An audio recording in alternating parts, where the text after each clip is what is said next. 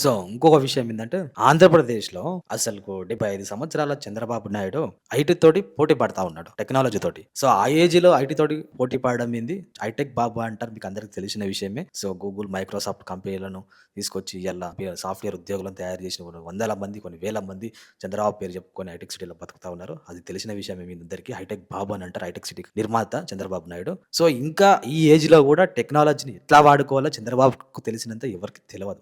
Generation వాళ్ళకి కూడా తెలియదు. ఎందుకు చెప్తున్నానంటే, ఇప్పుడు రీసెంట్‌గా తీసుకున్న కొన్ని చిన్న చిన్న నిర్ణయాలే. సో, డ్రగ్స్, గంజాయి పట్టుకోవడానికి డ్రోన్స్ ద్వారా పట్టుకుంటున్నాడు. సో, అది గ్రేట్ అసలుకు. డ్రోన్స్ ద్వారా ఏరియల్ సర్వే చేసి పైనుంచి పేకాట ఆడేవాళ్ళని, క్యాసినో ఆడేవాళ్ళని, గంజాయి తాగే వాళ్ళని పట్టుకొని అరెస్ట్ చేయిస్తున్నాడు. సో, దానివల్ల కొంచెం ఆ రేషియో తగ్గింది. ఇంకోటేందంటే డ్రోన్‌ల ద్వారా మన విజయవాడలో ఫ్లడ్స్ వచ్చినప్పుడు ఆ ఫుడ్ సప్లై చేయడం అసలుకు అది షాక్ అసలుకు.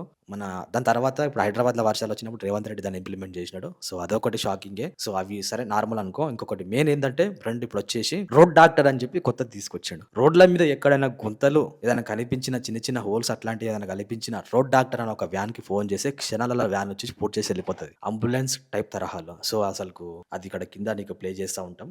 Road doctor.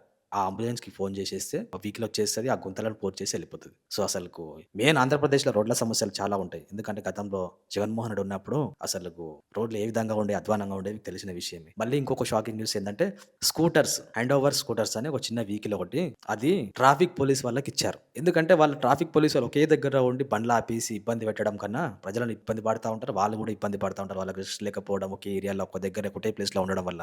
సో, వాళ్ళేందంటే ఆ వెహికల్స్ నుంచి కొంచెం ట్రావెల్ చేసుకోవచ్చు. సైకిల్ టైప్ ఉంటది. స్కూటర్ టైప్ ఉంటది. చిన్నది. చార్జింగ్ బండి టైప్ ఉంటదనమాట. అది కింద చూపిస్తాను. సో, ఆ ట్రాఫిక్ పోలీస్ వాళ్ళకి అదిచ్చారు. సో, దాని మీద ట్రావెల్ చేసుకుంటూ చలాన్లు వేయడం, హెల్మెట్లు లేని వాళ్ళకి ట్రాఫిక్ సంబంధించిన సమస్యలని అన్ని పరిష్కరిస్తారు. సో, గ్రేట్ అసలుకు. హైదరాబాద్‌లో కూడా అట్లాంటి ఇంప్లిమెంట్ చేయాలని చెప్పి కోరుకుంటా ఉన్నాను. చంద్రబాబు తీసుకుంటున్న నిర్ణయాలు చాలా గొప్పగా ఉన్నాయి.